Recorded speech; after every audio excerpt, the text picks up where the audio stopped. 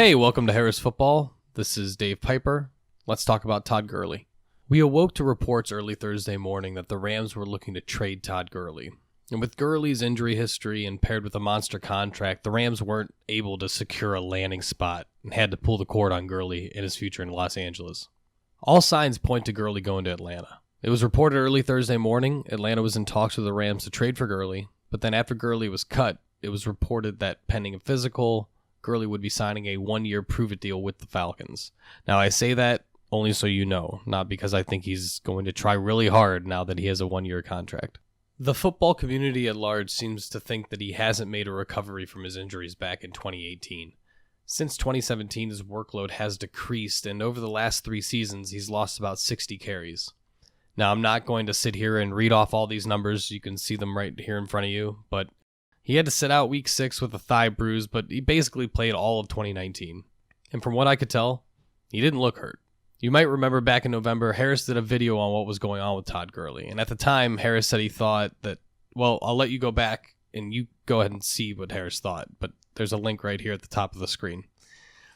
Maybe Harris was right, or maybe I'll find something different behind the film, but I had to go back and see for myself. And not to mention, someone's got to keep Harris in check. Yesterday, I went over all of 2019's film to find out if the former 10th overall pick was Dunzo, and here's what I saw. I'm going to do my best over the course of the video to pull clips from the entire year, show what stood out, and first and foremost, this guy is still fast, still has power, and when there's a hole to hit, he hits it with a mix of burst and patience. Here we have a run from week 12 against the Ravens, and it's a run to the left behind number 77, Andrew Whitworth. Watch the block Whitworth makes on Ravens linebacker Jalen Ferguson. Ferguson tries to go outside, and Whitworth is happy because it opens the hole. And I'll come back to this point later. As the play progresses, the blocking continues downfield, and they get a nice gain here. Gurley still has a lot of power, and it takes a nice tackle to bring him down. I think he still has it.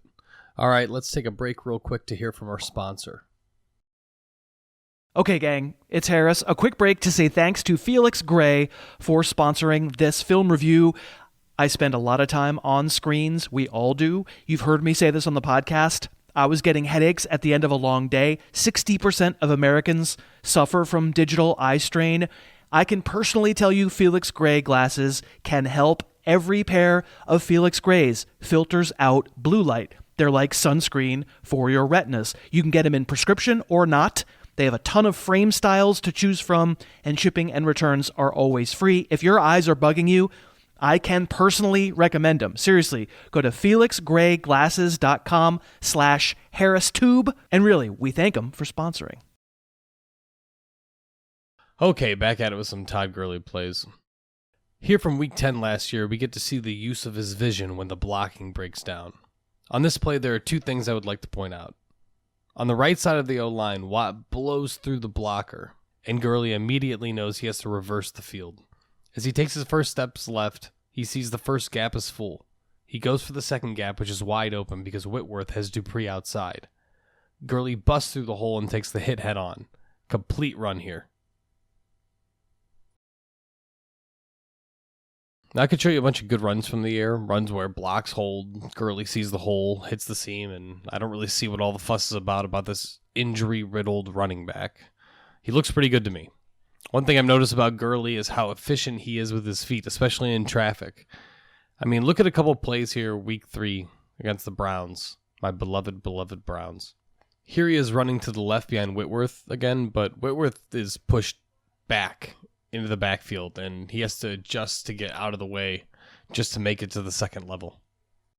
And when he gets there, there's a very narrow hole, and he has to put his head down and try to power through it, but he's tackled by Larry Ogunjobi. But this isn't a guy that looks slow or hurt to me. Or this one from a little earlier in the drive.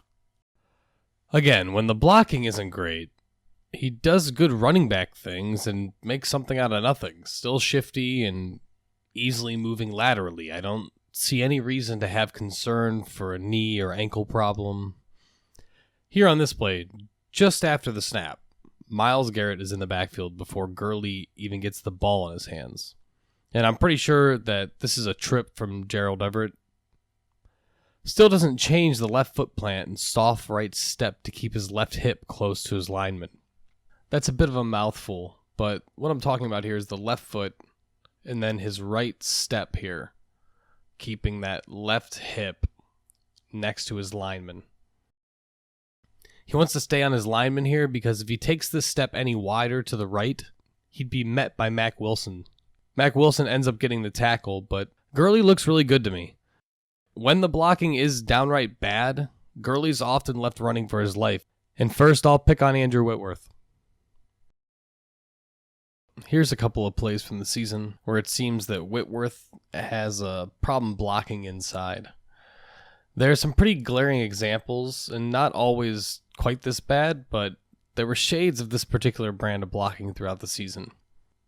Whitworth also seems to be pretty good as a pass blocker and keeping defenders to the outside, but so many times this season the left side of the line was moving backwards into Gurley, or the hole was closing before Gurley could get there and he'd be eaten alive.